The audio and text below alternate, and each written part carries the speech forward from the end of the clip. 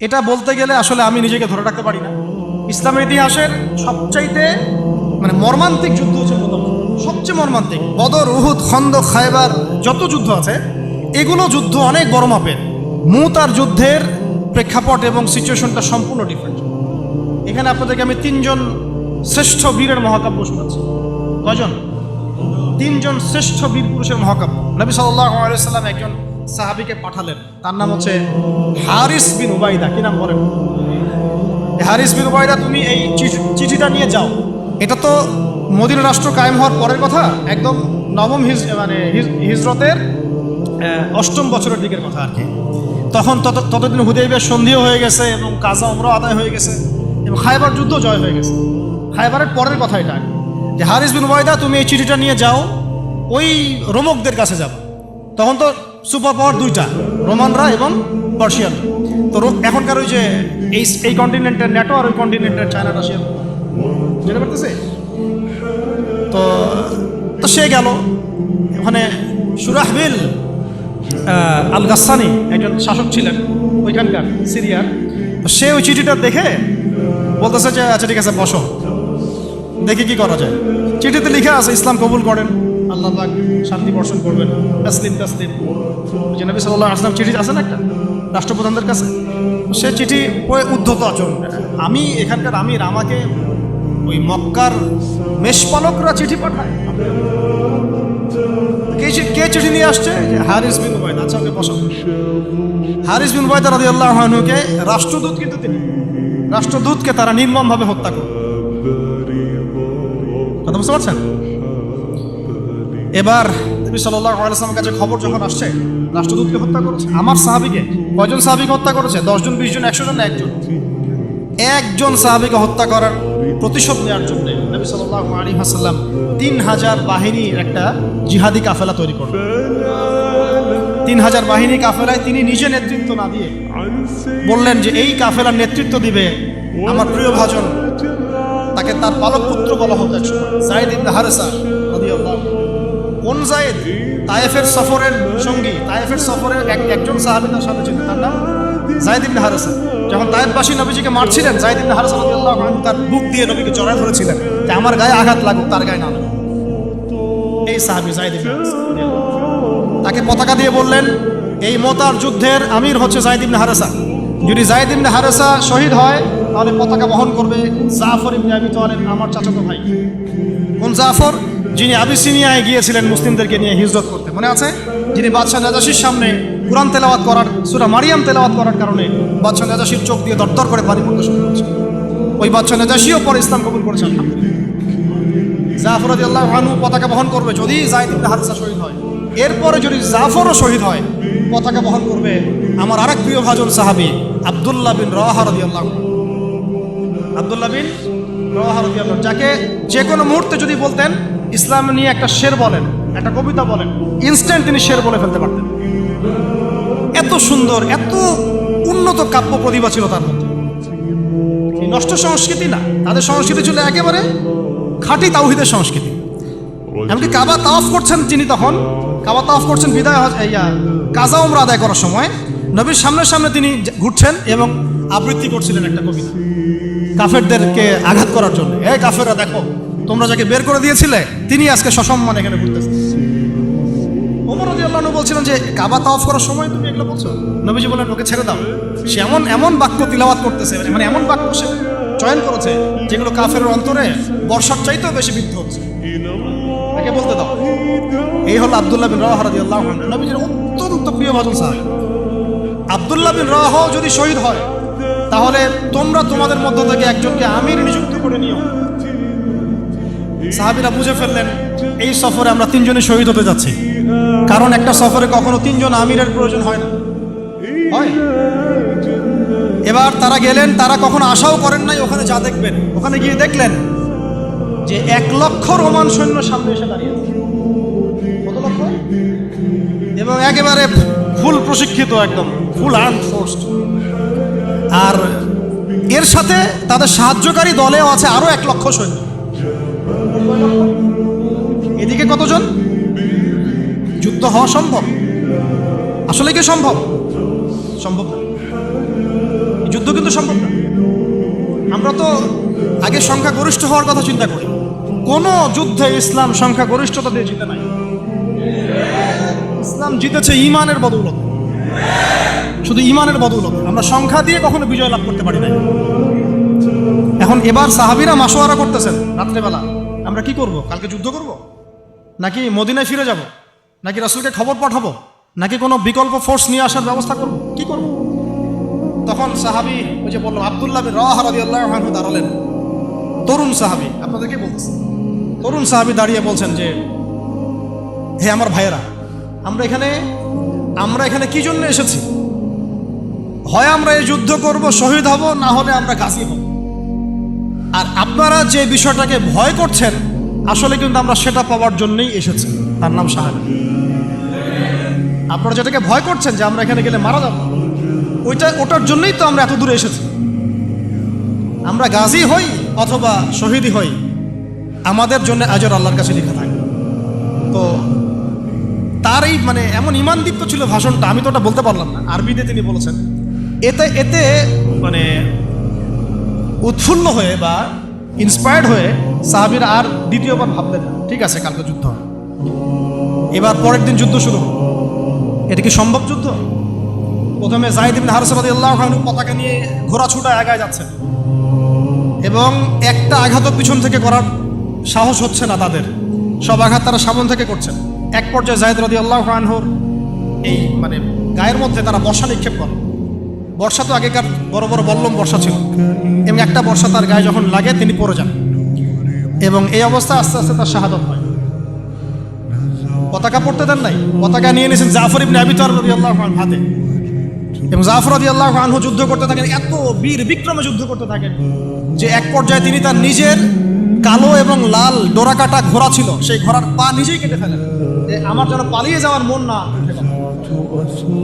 তারা যেন আমার ঘোড়া ইউজ করতে না পারে। সাহাবীরা বলছেন তার শাহাদাতের পরে তার বডির মধ্যে আমরা এরকম 50টা থেকে 60টা এরকম আঘাতের দাগ দেখেছি। একটাও দেহের পিছনে ছিল না, সব সামনে ছিল। যুদ্ধ করতে করতে এক পর্যায়ে তার ডান হাতটা কেটে পড়ে যায়।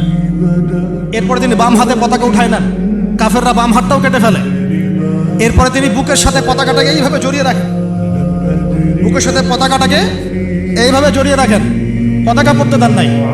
একজন রোমান সৈন্য তাকে আঘাত করে এবং তার দেহটা দ্বিখণ্ডিত হয়। এই খবর নবী সাল্লাল্লাহু আলাইহি ওয়াসাল্লাম ওই মদিনায় বসে বসে ছিলেন। তিনি বললেন এইমাত্র যায়েদ শহীদ হলো, এইমাত্র জাফর। একটু তিনি কান্নার ভাব চলে আসলো, একটু পরে নবীজি হেসে দিলেন। সাহাবীরা বলছেন আপনি হাসছেন কেন? তিনি বলছেন যে জাফর এর ডান হাত প্রথমে কেটে গেছে, তারপর বাম হাত কেটে গেছে। আল্লাহ রাব্বুল আলামিন তাকে এই দুইটা কাটা হাতের বিনিময়ে জান্নাতে দুইটা বড় বড় পাখা দিয়েছেন। এইটা দিয়ে তিনি জান্নাতে ঘুরে বেড়াচ্ছেন আর ফল খাচ্ছেন। তার নাম হয়ে গেল জাফর আত-তাইয়ার, জাফর আত-তাইয়ার, পাখাওয়ালা। এরপরে পতাকা হাতে নিলেন সেই আব্দুল্লাহ বিন রাওয়াহা রাদিয়াল্লাহু আনহু। তিনিও তো বীর বিক্রমে যুদ্ধ করতে লাগলেন। এক পর্যায়ে তিনি একটু কান্না করেছিলেন। সাহাবীরা বলছেন আপনি কি ভয় কান্না করতেছেন? জি না, আমি ভয় কান্না করছি না, বরং কোরআনের একটা আয়াত আমার মাথায় আসছে বলে আমি কান্না করছি। সে আয়াতটা ছিল সূরা মারিয়ামের মধ্যে, ওয়াইম মিনকুম ইল্লা ওয়ারিদুহা কানা আলা রাব্বিকা হাতমান মাকদিয়া। এটা হচ্ছে আপনার রবের একেবারে একটা চিরনির্ধারিত একটা বিষয় যে তোমাদের সবাইকে, আবার বলছি ওয়াইম মিনকুম ইল্লা ওয়ারিদুহা কানা আলা রাব্বিকা হাতমান মাকদিয়া, মানে তোমাদের সবাইকেই আবশ্যিকভাবে ম্যান্ডেটরিভাবে এই জান্নাত জাহান্নামের উপর অবস্থিত এই পুলসিরাত পার হতেই হবে। এটা তোমার রবের একটা প্রাচীন একটা মানে স্টেটমেন্ট, এটা তোমাকে করতেই হবে, সবাইকে করতে হবে। এই আয়াতটা মনে হয় আমার কান্না আসতেছে। একজন তাকে একটা হাড্ডিওয়ালা গোশত এনে দিয়েছিল, তিনি সেই গোশতটা খাওয়ার জন্য চেষ্টা করছিলেন, পরে একটা কামড় দিয়ে ফেলে দিয়েছেন।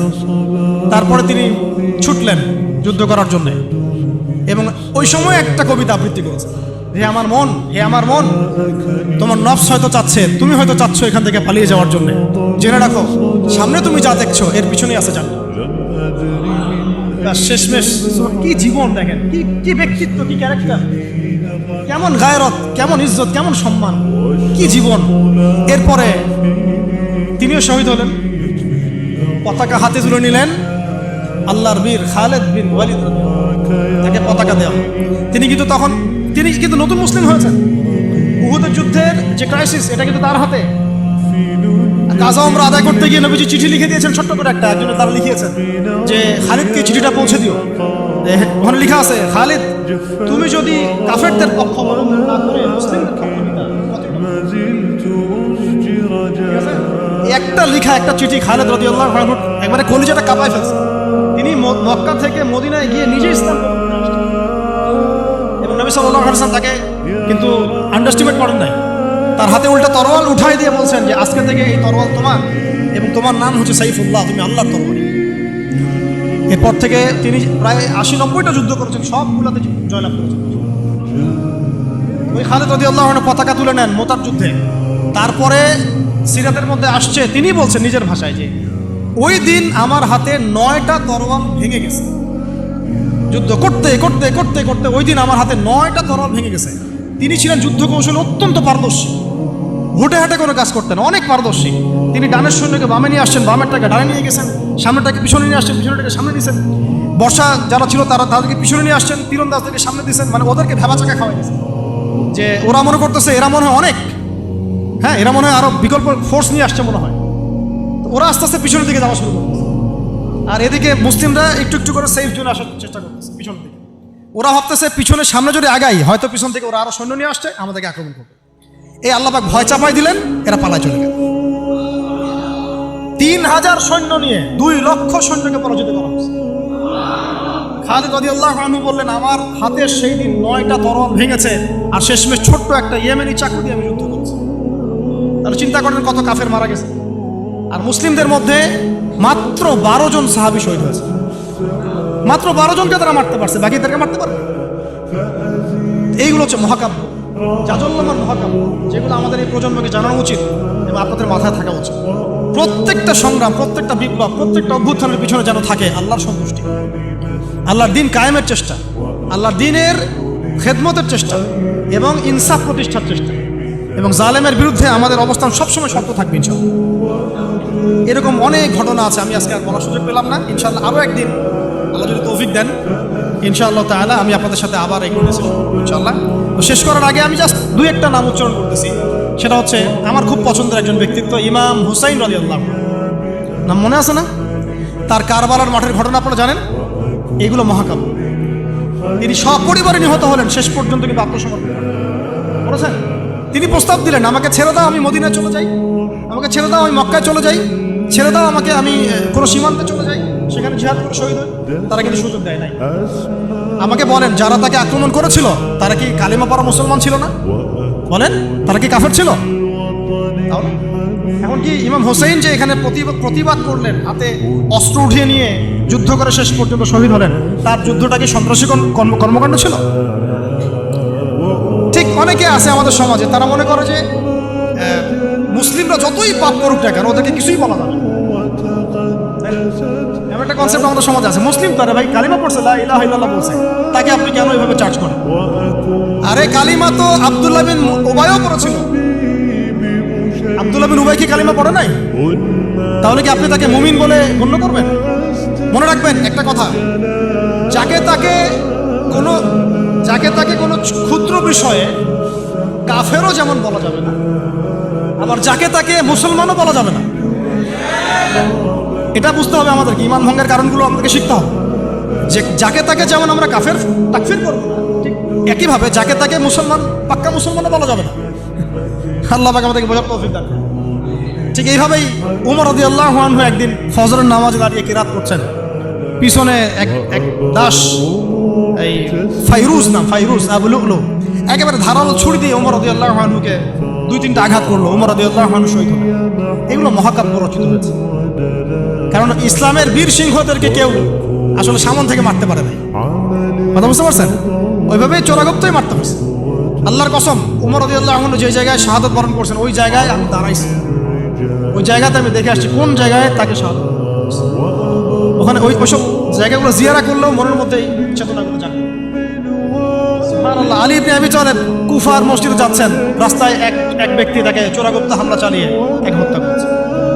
আল্লাহর বীর সৈন্যদেরকে কেউ সামন থেকে আঘাত করা সুযোগ পায় না। এগুলো হচ্ছে মহাকাব্য, জাজল্যমান মহাকাব্য।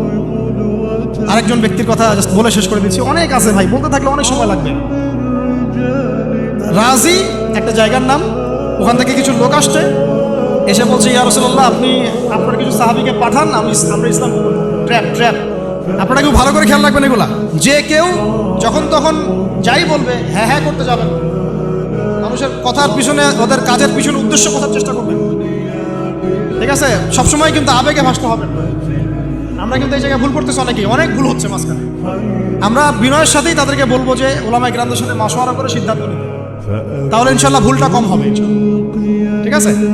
তো নবীজি 10 জনকে পাঠালেন, তারা দাওয়াত তো কবুল করেই নাই, হঠাৎ রাজি নামক জায়গায় তাদেরকে ঘিরে ফেললো, ঘিরে ফিরে 3 নিক্ষেপ করে 10 জন সাহাবী 7 জনকে শহীদ করে ফেলল, ট্র্যাপে। মানে এমনও আছে যে ওয়াজ মাহফিলে ডেকে মানুষ অনেক আলেমদেরকে মানে খারাপ কিছু করে আছে। তো সতর্ক থাকতে হবে, সতর্ক থাকার চেষ্টা করে। এখন 3 জন সাহাবী যুদ্ধ চালিয়ে যাচ্ছেন, তার মধ্যে একজন হচ্ছেন খুবাইব রাদিয়াল্লাহু আনহু। কি নাম বলেন? খুবাইব রাদিয়াল্লাহু আনহু। খুবাইব রাদিয়াল্লাহু আনহুকে এক পর্যায়ে মানে আর কতক্ষণ পারা যায়, 100 জন ঘিরে ফেলছে, আমরা 10 জন, 7 জন শহীদ হয়ে গেছে, 3 জন বাকি আছে, কতক্ষণ পারা যায়? তো তারা বললো যে তোমরা পাহাড় থেকে নেমে আসো, তোমাদেরকে ছেড়ে দিব।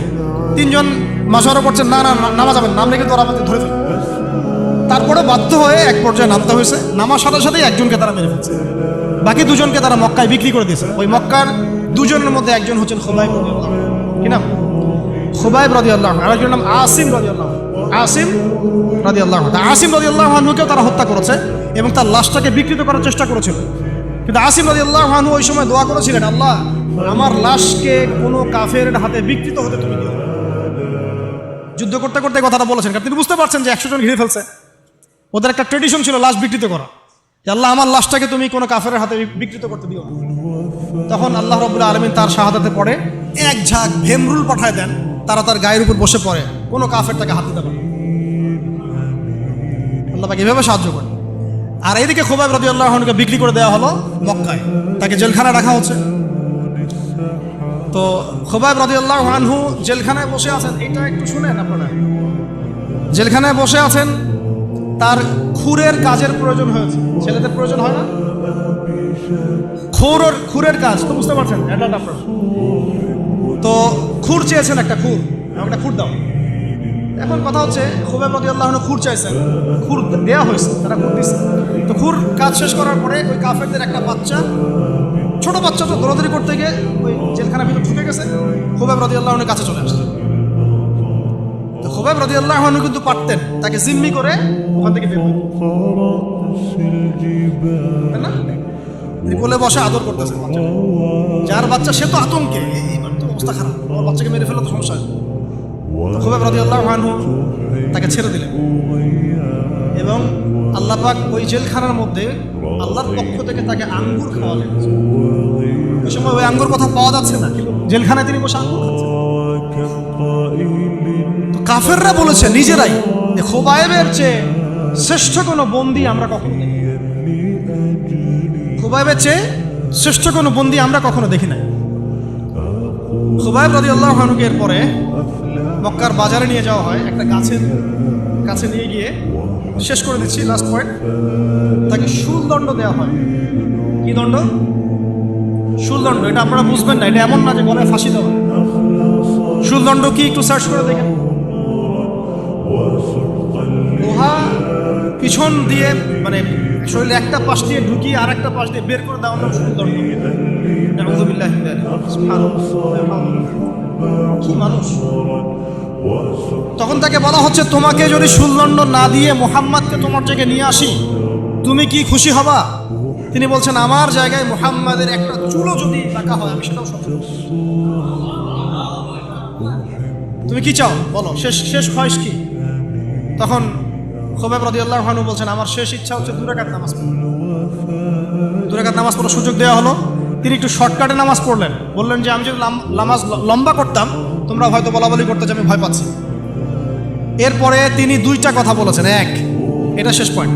2টা কথা বলেছেন। একটা হচ্ছে সমস্ত মানুষদেরকে লক্ষ্য করে তিনি বলেছেন দোয়া, আল্লাহর কাছে হাত তুলে দোয়া করেছেন, আল্লাহুম্মা আহসিহিম আদাদা, আল্লাহ তুমি একটা একটা করে এদেরকে গুনে রাখো।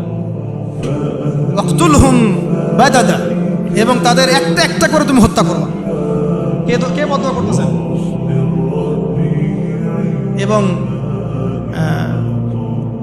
কি শেষে একটা লাইন আছে, ওয়ালা তাতরুক মিনহুম আহাদ, আল্লাহ তুমি তাদের একজনকে বাকি রেখো, তুমি সবগুলোকে আল্লাহ তুমি একটা একটা করো। পরবর্তীতে আসলে কিন্তু হয়েছেও তাই, বিভিন্ন সময় এরকম কনফ্লিক্ট হয়েছে। তো তবে কিছু মানুষকে আল্লাহ ইসলাম কবুলের সুযোগ দিয়েছেন শেষ পর্যন্ত হয়তো। এরপরে তিনি দোয়া করছে, এরপরে তিনি একটা কবিতা আবৃত্তি করেছিলেন, এটা আমাদের আজকের আলোচনার শেষ অংশ। ওই অবস্থায় তিনি কবিতা আবৃত্তি করছিলেন। এই কবিতাটা আমরা সবাই যেন মুখস্থ করার চেষ্টা করি। অনেক সিরাতে অনেকভাবে আসছে, আমি আমার মতো করে বলার চেষ্টা করছি। তিনি অনেক 12-14 লাইনের একটা কবিতা আবৃত্তি করেছিলেন। তার শেষের 4টা লাইনে তিনি বলেছিলেন যে ওয়ালাস্তু উবালি হিনা উকতালু মুসলিমান, আমি কোনো পরোয়াই করি না যখন আমাকে মুসলিম হিসেবে শহীদ করা হচ্ছে। ওয়ালাস্তু উবালি হিনা উকতালু মুসলিমান আলা আই জামবিন কানা লিল্লাহি মাসরাই, আমাকে যেদিকেই পাশ ফিরিয়ে হত্যা করা হোক না কেন সেই পাশটা আল্লাহর জন্যই। ওয়াযালিকাল ইলাহ ওয়া ইয়াশা, তিনি এমন একজন ইলাহ যিনি চাইলে ইউবারিক আলা ফি কুল্লি শিলউইন মুমাজ্জা, তিনি আমার প্রত্যেকটা হাড়ে রক্তে মাংসে বরকত দিতেন। এরপর তাকে শহীদ করা হয়। তো প্রিয় ভাইয়েরা, অনেক আলোচনা হলো, করতে থাকলে সারা রাত চলে যাবে, একদিনে তো সব বলা যাবে না। তো ইনশাআল্লাহ আমরা প্রতি মাসে যদি একটা করে সেশন করতে পারি ইনশাআল্লাহ তাহলে আমরা অনেক খুশি। আজকে আমরা যে বিষয়টার দিকে ফোকাস করার চেষ্টা করলাম যে মহাকাব্য রচনা করতে হবে আল্লাহর জন্য। মহাকাব্য শুধু আমরা এবারই প্রথম রচনা করি নাই, আমাদের এই বাপদাদা পূর্বপুরুষ একদম সলফে সালেহিনের যুগ থেকে শুরু করে চিরায়ত এই যে 1400 বছর ইতিহাস, বহু যুদ্ধ হয়েছে, বহু বিপ্লব, বহু সংগ্রাম, বহু গণঅভ্যুত্থান। কিন্তু যে অভ্যুত্থানগুলোর উদ্দেশ্য ছিল শুধু দুনিয়া, সেই অভ্যুত্থানগুলো কখনো দীর্ঘস্থায়ী হয় নাই। যে অভ্যুত্থানগুলোর উদ্দেশ্য ছিল, বিপ্লবগুলোর উদ্দেশ্য ছিল শুধুমাত্র দুনিয়ার স্বার্থ হাসিল করা, সেগুলো পশ্চিমকালেও পরকালে কোনো কাজের পাবে না। আর যে বিপ্লব, যে গণ অভ্যুত্থানগুলো শুধুমাত্র আল্লাহকে রাজি খুশি করার জন্যে, আল্লাহর দ্বীনের জন্যে, তার নবীর জন্যে, ইসলাম প্রতিষ্ঠার জন্য কায়েম করা হয়েছে, সংগঠিত হয়েছে, শুধুমাত্র সেগুলোই দুনিয়াতেও সফল হয়েছে, পরকালও সফল হবে ইনশাআল্লাহ। এবং আমাদের এই ভাইদের ত্যাগগুলোকে আমরা যেন বিফলে যেতে না দেই। এই নতুন বাংলাদেশে তাদের যে মহাকাব্য, এগুলোকে যেন আমরা স্মরণ করে রাখি। এবং এই স্মরণীয় করে রাখতে হলে আমাদেরকে এই মানুষগুলোর মতো মহাকাব্য রচনা করতে হবে। আল্লাহ পাক আমাদের সবাইকে কথাগুলো বোঝার তৌফিক দান করেন। তো মাঝখানে একটা কথা বলতে আমি ভুলে গিয়েছিলাম, এখন মনে পড়লো, বলে দিই তাহলে পড়ে। ওই যে মিদআমের কথাটা আপনাদেরকে বললাম যে বাইতুল মাল থেকে কি চুরি করছে। হ্যাঁ, আপনারা যারা গণভবন থেকে এত কিছু নিয়ে আসছেন এখন বুঝেন কি করবেন। এটা তো বাইতুল মাল হয় নাই ভাই, ওটা কি বাইতুল মাল? এখন এই রাষ্ট্রের কি কোনো আমির আছে যে এটাকে বন্টন করে দিচ্ছে আপনাদের মধ্যে? তা তো করে নাই। তাহলে ফ্রিজ ট্রিজ, মাছ মাংস, ডিম দুধ, কলা যে নিয়ে আসলেন, এটার কি হবে? যাক, এটা আল্লাহ পাক যেন মাফ করে দেন, দোয়া করি। আল্লাহ রাব্বুল আলামিন আমাদের সবাইকে নবী সাল্লাল্লাহু আলাইহি ওয়াসাল্লামের সিরাত পড়ার তৌফিক দান করেন, সিরাতের আলোকে দিন বোঝার তৌফিক দান করেন। সেই দিন নিজে পালন করব, নিজের পরিবারে কায়েম করব, সেই ইলম অনুযায়ী আমল করব, হালাল খাবো এবং দ্বীনের খেদমত।